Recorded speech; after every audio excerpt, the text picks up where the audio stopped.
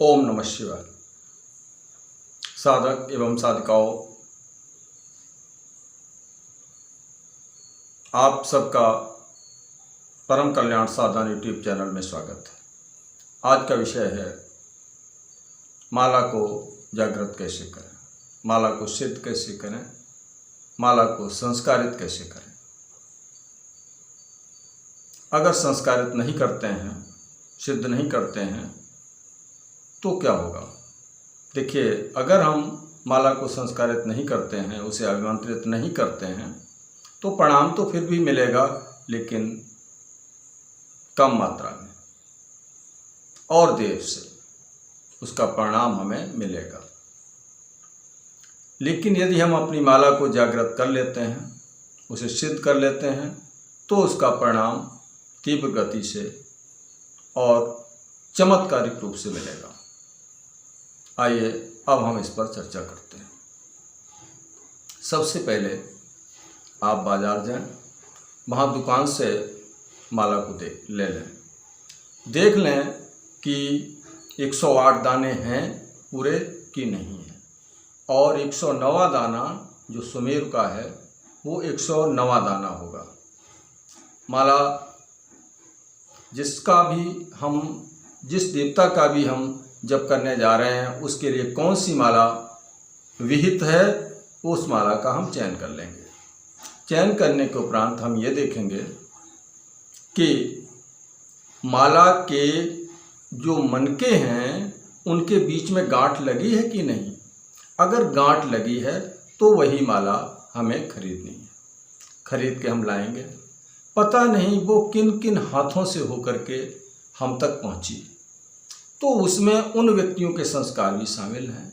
उनके संस्कारों को हटा करके हमें दैवी संस्कार उस माला के अंदर प्रविष्ट करने हैं। इसलिए माला को संस्कारित किया जाता है। तो क्या करेंगे हम, एक बहुत ही सरल विधि मैं आपको बता रहा हूँ, जिसमें ज़्यादा झंझट नहीं है और माला उच्च स्तर की सिद्धि प्राप्त कर लेगी, संस्कारित हो जाएगी, जागृत हो जाएगी। क्या करना है हमें शुक्ल पक्ष के सोमवार वाले दिन या किसी भी शुभ नक्षत्र में, शुभ समय में हमें शिव मंदिर जाना है। साथ में पंचामृत अभिषेक के लिए ले जाना है। पंचामृत में गाय का घी, दूध, दही, शहद और शक्कर, चीनी नहीं, शक्कर या बूरा जिसको कहते हैं, वो लेके जाना है। दूध ले जाएंगे हम, उबला हुआ नहीं होना चाहिए, वो दूध कच्चा ही होना चाहिए और गाय का ही होना चाहिए। यदि परिस्थितिवश हमें गाय का दूध नहीं मिल पाता है तो फिर हम भैंस का भी दूध प्रयोग कर सकते हैं। वहाँ जाकर के सबसे पहले शिवलिंग को स्नान कराएंगे।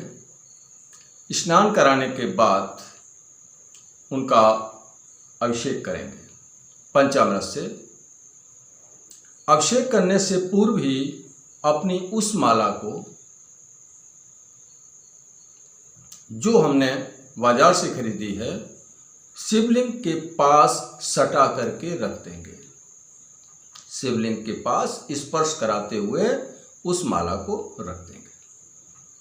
पंचामृत से भगवान का अभिषेक करेंगे, एक एक करके या एक साथ।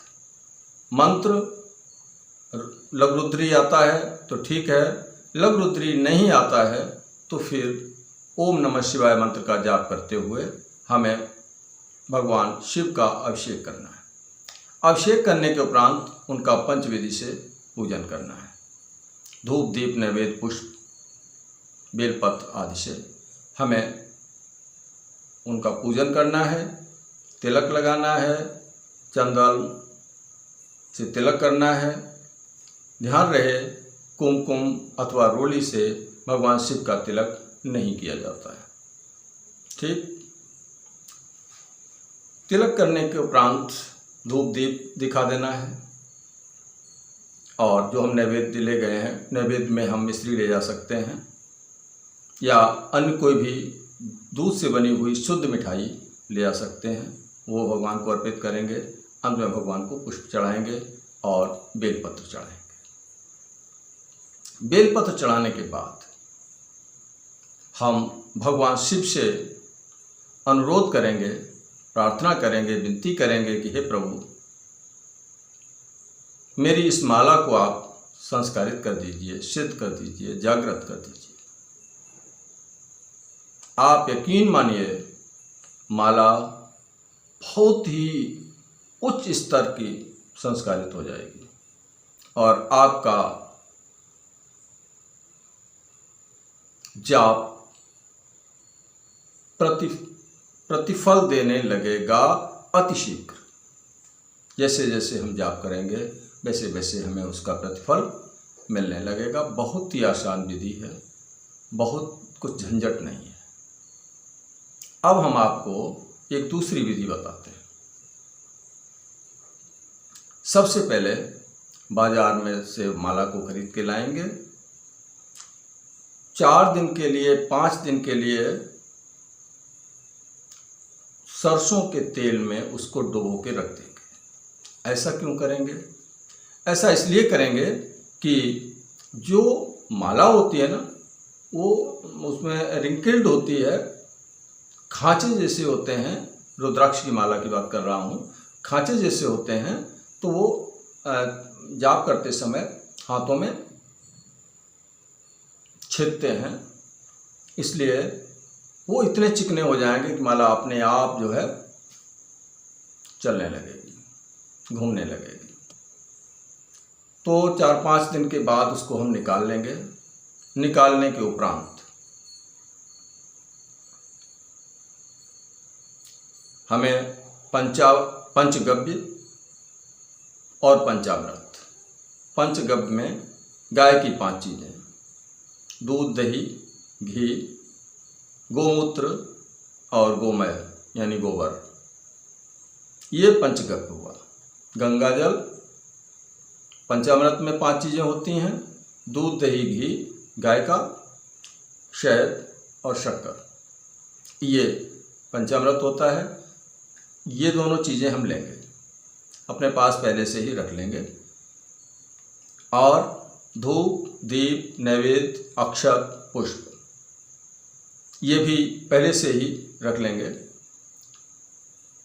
अब सबसे पहले हम उस माला को पंचगव्य से स्नान कराएंगे। पंचगव्य से स्नान कराने के बाद अच्छे तरीके से शुद्ध जल से माला को धो लेंगे, फिर गंगा जल से उसे धो लेंगे। माला को एक अच्छी सी साफ सुथरी थाली में रख देंगे। थाली में रख देंगे। उस थाली को एक चौकी आप अपने सामने बिछा के रखेंगे, उसके ऊपर उस थाली को रख देंगे। अब क्या करना है? अब हमें सबसे पहले गणेश जी का स्मरण करना है, गुरु का स्मरण करना है, अपने इष्ट का स्मरण करना है। स्मरण करने के उपरांत उस माला का अब हमें पूजन करना है। पूजन में सबसे पहले माला को कुमकुम से या रोली से तिलक करेंगे। मंत्र बोलेंगे, ओम ऐं ह्रीं अच्छमालिकाय नमः। ओम ऐं ह्रीं अच्छमालिकाय नमः।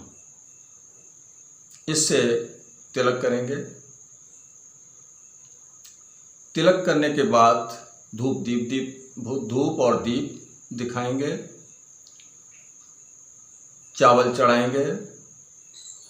मंत्र यही रहेगा, मंत्र बोला और तिलक कर दिया तो कह देंगे तिलकम समर्पयामि या चंदनम समर्पयामि। पुष्प चढ़ाते समय कह देंगे ओम ऐं ह्रीं क्लीं, क्लीं नहीं, ओम ऐं ह्रीं अक्षमालिकाय नमः पुष्पम समर्पयामि।